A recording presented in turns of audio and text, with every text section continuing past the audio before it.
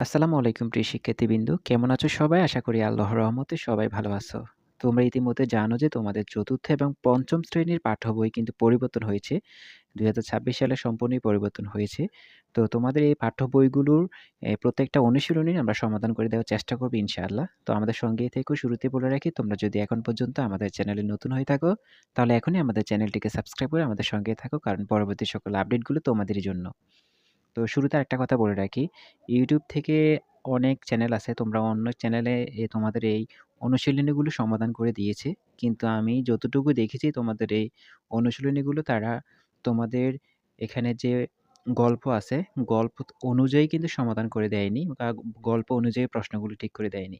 তো তারা ChatGPT দিয়ে উত্তরগুলো বের করেছে। এজন্য তোমরা এগুলো দয়া করে এগুলো পড়বে না, কারণ এগুলো তোমাদের গাইডের সাথে মিল থাকবে না বা তোমাদের এগুলো নাম্বার দিবে না। তো আমরা চেষ্টা করব তোমাদের এখানে যথেষ্ট তোমাদের এখানে গল্প থেকে মিলিয়ে তোমাদের প্রশ্নগুলো সমাধান করে দেওয়ার। তো চলো বন্ধুরা, আমরা আস্তে, আস্তে নিচে চলে যাই। এখানে দেখো যে তোমাদের এটা ২০২৬ সালের নতুন বই। আমরা যদি এখানে একটু পাঠ্যসূচিটা দেখি, এখানে ১ম এ আছে রূপমে বাংলাদেশ। তো আমরা আজকে রূপমে বাংলাদেশ যে অধ্যায়টা আছে, সেই অধ্যায়টা নিয়ে আলোচনা করব। আমরা এটার সমাধানটা করে দেওয়ার চেষ্টা করব। আমরা একটু নিচে চলে যাই। স্ক্রল করে একটু নিচে চলে যাই। এখানে রিডিং আছে। তোমরা চাইলে রিডিংটা পড়ে নিতে পারো। যদি কোনো সমস্যা হয়ে থাকে তাহলে অবশ্যই জানাতে পারো। আমরা ইনশাআল্লাহ রিডিংটা নিয়ে পরবর্তী একটা ভিডিও দিব। এখানে ১ম এ যে শব্দার্থ আছে ৩ টা আছে। সেটা হচ্ছে উত্তুরে। উত্তুরে শব্দের অর্থ হচ্ছে উত্তর দিক থেকে আসা। চৌচির হচ্ছে খন্ড-বিখন্ড। তারপর হচ্ছে মোহনা। মোহনা হচ্ছে নদী যেখানে সাগর বা অন্য নদীর সাথে মিশে যায়। ১ নং এ যে তোমাদের একটা এখানে শূন্যস্থান পূরণের মতো একটা নং দেওয়া আছে। তো এখানে শব্দগুলো তোমরা তৈরি করবে আরকি। এখানে একটা পূর্ণাঙ্গ শব্দ তৈরি করবে। তো এখানে ১ম যে শব্দটি হবে সেটি হচ্ছে প্রকৃতি। এখানে দেখো পয়রফলা, কয়রিকা, তরশিক্ষার্থী হবে প্রকৃতি। তারপর ২ নাম্বার যে শব্দটি হবে সেটি হচ্ছে দোলনচাঁপা, একটা ফুলের নাম। তো এখানে হবে দৌকাদ্দু ল দন্তান্ন, দন্তান্ন হবে এখানে।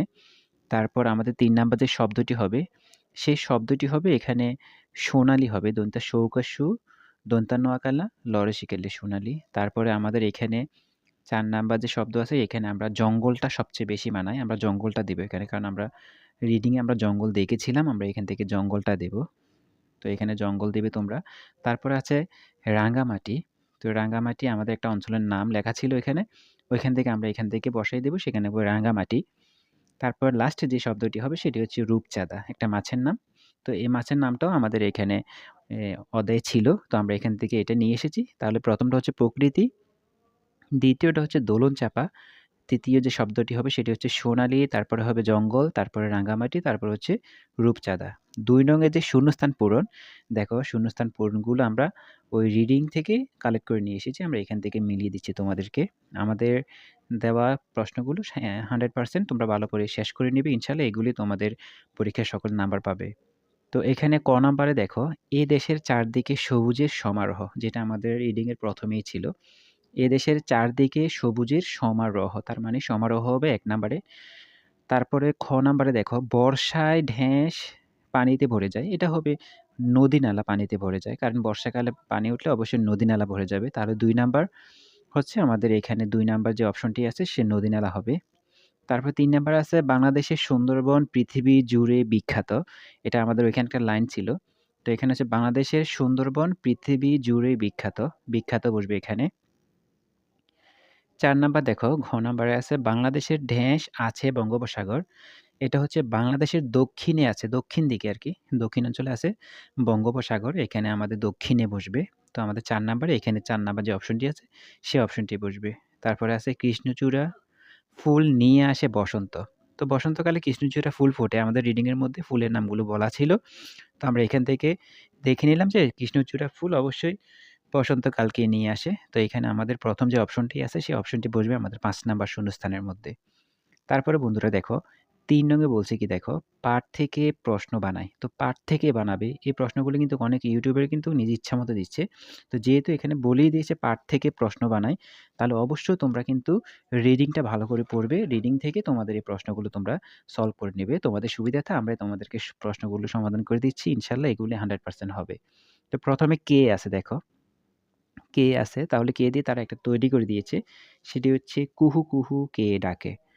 এটা হচ্ছে ডাব্লিউএস কোয়েশ্চেনের মতো প্রশ্ন তৈরি করবে। তারপরে কি আছে দেখো কি। তো কি দিয়ে আমরা যে সব তোমাদেরকে বানিয়ে দিচ্ছি সেটা অবশ্যই রিডিং থেকে দিচ্ছি। সেটা হচ্ছে গ্রীষ্মকালে কি, কি ফল পাওয়া যায়? সেখানে ৩ টি ফলের কথা ৪ টি ফলের কথা বলা ছিল। তো আমরা এখানে দিলাম গ্রীষ্মকালে কি, কি ফল পাওয়া যায়? তারপরে কেন?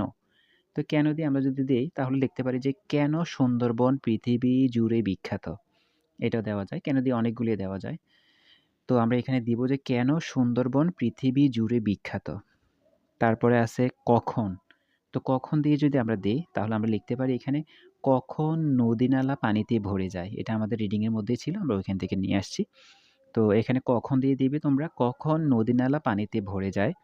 তারপর যদি আমরা কোথায় আছে, কোথায় দিয়ে যদি আমরা এখানে একটা প্রশ্ন তৈরি করি, তাহলে সেটা হচ্ছে সুন্দরবন কোথায় অবস্থিত? তো এখানে দিতে পারি আমরা সুন্দরবন কোথায় অবস্থিত? তারপর আমরা দিতে পারি এখানে কেমন? তো কেমন দিয়ে যদি আমরা এখানে দেই তাহলে তোমরা দেখো, কেমন হচ্ছে শরৎকালে আকাশে কেমন থাকে? তো শরৎকালে আকাশে কেমন থাকে সেটা আমরা অবশ্যই দিতে পারি। আর আমাদের রিডিং এর মধ্যে এটাই ছিল আমাদের। তো পরে দেখো, পরে আমাদের এখানে আছে ৪ নং ছবি দেখে বিবরণ লিখি। এই ছবিটা দেখে আমরা বিবরণ দেব। এটা মূলত একটা গ্রীষ্মকালের ছবি। তো এইটার পরবর্তী ভিডিওতে আমরা তোমাদের এই টপিকগুলো নিয়ে সম্পূর্ণ আলোচনা করব ইনশাআল্লাহ। তো সেজন্য অবশ্যই আমাদের সঙ্গেই থাকবে। কারণ আজকের ভিডিওটা একটু লং হয়ে যাচ্ছে। যেহেতু ১ম ভিডিও একটু ছোট করে দিলাম।